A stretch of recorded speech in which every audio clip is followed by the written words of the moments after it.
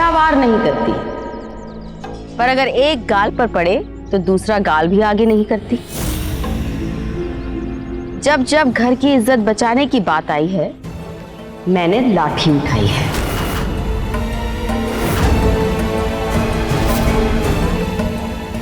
आपको जो करना है कीजिए, जितना मारना है मारिए, मार खा सकता हूं, लेकिन बौंदता की पढ़ाई लिखाई नहीं रुकने दे सकता।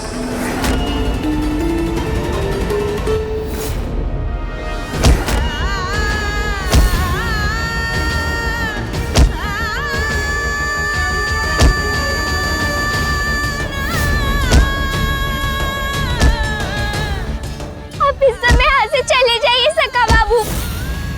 ठाकू मत मारिए सका बाबू को। नहीं बौंदता, मैं कहीं नहीं जाऊंगा। आज मैं भी देख लेता हूँ कि इनकी लाठी में ज्यादा दम है या मेरे इरादों में। ठाकू मत मारिए मेरे सका बाबू को। ठाकू माँ, यहाँ छोड़ते रुक जाइए।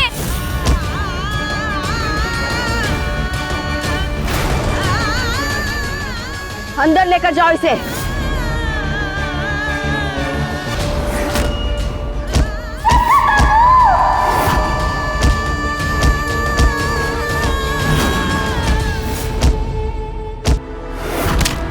अनिरुद्ध, बेटा अनिरुद्ध, तू ठीक तो है? हाँ? किसकी हिम्मत हुई त्रिलोचन रॉय चौधरी के भतीजे को हाथ लगाने की?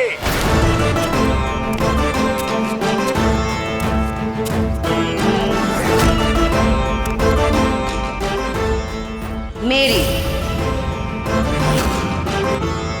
कालिंदी दास की।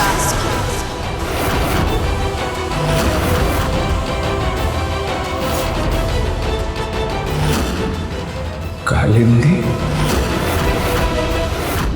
कालिंदी जी लगाइए जमींदार साहब। सका बाबू,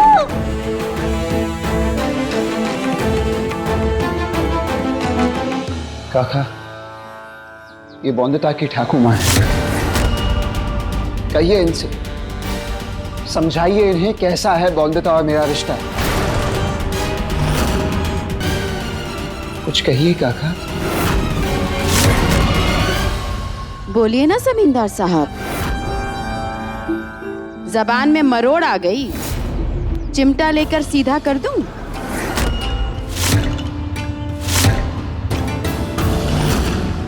ये क्या बोलेंगे?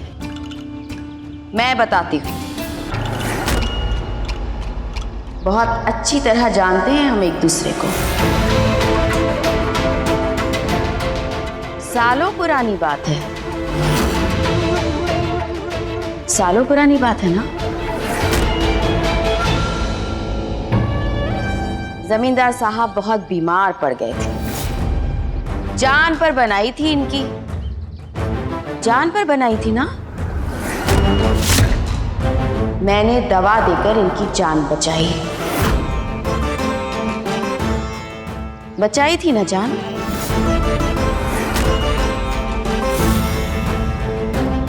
लेकिन मेरा दुर्भाग्य, इनकी जान तो बच गई, पर मुझे उम्र भर का रोग लग गया।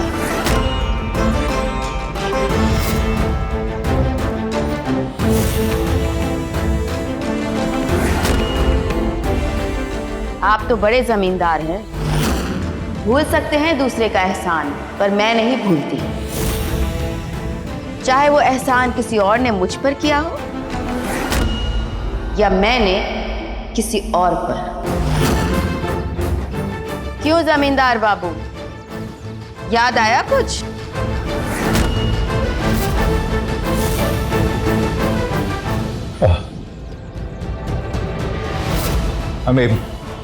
हमें कुछ याद नहीं है। अनिरुद्ध, चल यहाँ से। जाइए जमींदार साहब, पर अपने भतीजे को अच्छी तरह समझा दीजिए कि अब कोई जमींदार हमारे घर की बेटी के जीवन के साथ नहीं खेल सकता। उसके सम्मान, उसके आज और उसके भविष्य के साथ नहीं खेलेगा। अच्छी तरह समझा दीजिए अपने भतीजे को, वरना आपकी इज्जत, आपके रुतबे पर थूक।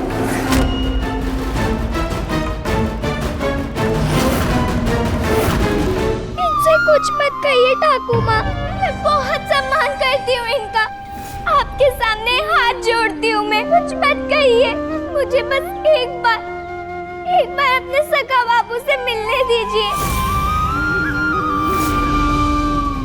मैं सब कुछ सह सकती हूँ, मैं अपने सखा बाबू को यूं दर्द में तड़पते हुए नहीं सह सकती। नहीं सह सकती तो सहना सीख। सहना तो गहना है औरत का। जाइए जमींदार साहब, ले जाइए अपने भतीजे को और कह दीजिए अपने भतीजे से कि अब कोई रिश्ता नहीं है उसका मेरी बौंदिता के साथ। मेरा बौंदिता के साथ रिश्ता है और हमेशा रहेगा। अनिरुद्ध, चल यहाँ से।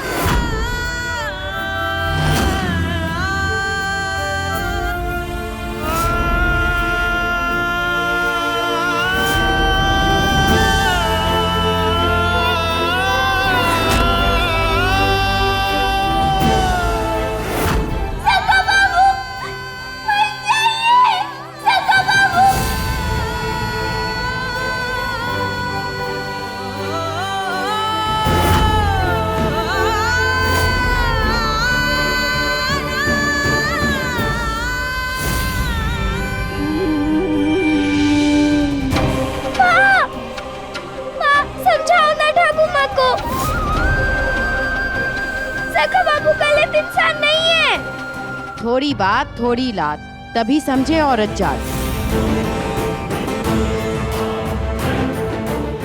ठाकुर माँ, आपने ऐसा क्यों किया? जिस अंग में लगे रोग का जहर पूरे शरीर में फैल जाए, उस अंग को काटना अच्छा। मुझे ऐसा क्यों लग रहा है कि आप पसंद नहीं करते हो सखा बाबू को? जैसा आप समझते। मैं नहीं समझती जमींदारों की अच्छाइयों को।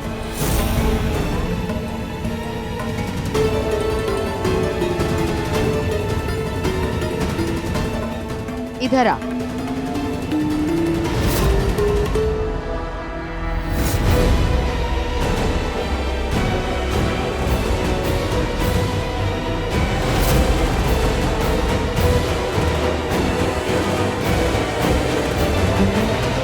आप मुझे वहां से ले क्यों आए काका?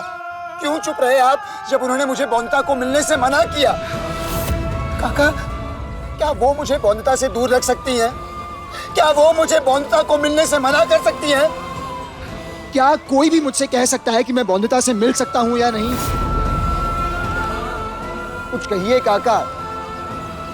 वैसे तो आप हमेशा कहते हैं कि मैं बौंदिता के लिए कुछ भी कर सकता हूं, कोई भी दीवार तोड़ सकता हूं, किसी भी रिश्ते को लांघ सकता हूं, किसी भी रीति को लांघ सकता हूं। तो फिर क्या हुआ काका इस बार? काका, आपकी चुप्पी समझ नहीं पा रहा मैं। क्या कहते हैं? कुछ गलत तो नहीं कहा बौंदिता की ठाकुर माँ ने? कुछ गलत कहा क्या? क्या रिश्ता है तेरा बौंदिता से? आप ये कह रहे हैं काका? काका, आप कह रहे हैं कि मेरा बौंदिता से क्या रिश्ता है? लड़कियां परिवार के लिए मान नहीं, दान होती हैं और दिया हुआ दान कभी वापस नहीं लेते। पर हमने लिया क्योंकि जमींदारों ने हमारा दिया हुआ दान हमें लौटा दिया। अब लौटाए हुए दान को वापस मांगने का अधिकार उन्हें कैसे मिला? लड़कियां तो कोई वस्तु नहीं जिसे हम दान में दे दे। तू नहीं समझती एक आदमी के बिना कितना मुश्किल होता है एक औरत का जीवन। एक लड़की पतंग की तरह होती है जो हवा में लहराती तभी अच्छी लगती है जब उसकी डोर किसी आदमी के हाथ में हो। एक बार डोर कट गई तो जमीन पर गिरी हुई पतंग सबकी हो जाती है। फिर इस गिरी हुई पतंग के तार तार होने में बहुत समय नहीं लगता। तुझसे भी छोटी थी जब मेरी बारात मेरे घर से लौट गई थी, तब मैंने एक बात सीखी। अगर औरत ना बैठे पालकी तो वो ना घर की ना घाट की। और देख ले, तब से ना सदवा रही ना विधवा रही। अगर औरत का नाम एक आदमी के नाम से ना जुड़ा हो तो सब उसका फायदा उठाते हैं। और मैं चाहती हूं जो जीवन मैंने जिया है तू ना जिए। गलत है बौंदता की ठाकुर माँ। उससे उसकी शिक्षा छीनना चाहती हैं वो। बौंदता को अज्ञानता के कुएं में ढकेलना चाहती हैं। क्या बौंदता वहां खुश रहेगी काका? क्या मुझे बौंदता को वहां से निकालना नहीं चाहिए? मैं ऐसा हरगिज नहीं होने दूंगा। रोकूंगा मैं उन्हें, रोकूंगा। कैसे कैसे रोकेगा तुमने? क्या अधिकार है तुम्हारा बौंदता पर? पर क्यों साहब ने ये सब कहते हैं कि कितनी अच्छी वैद्य है आप। पति का नाम नहीं मिला, ससुराल नहीं मिला, तेरे बाप दादा के बनाए हुए इस वैद्य के काम को करना पड़ा।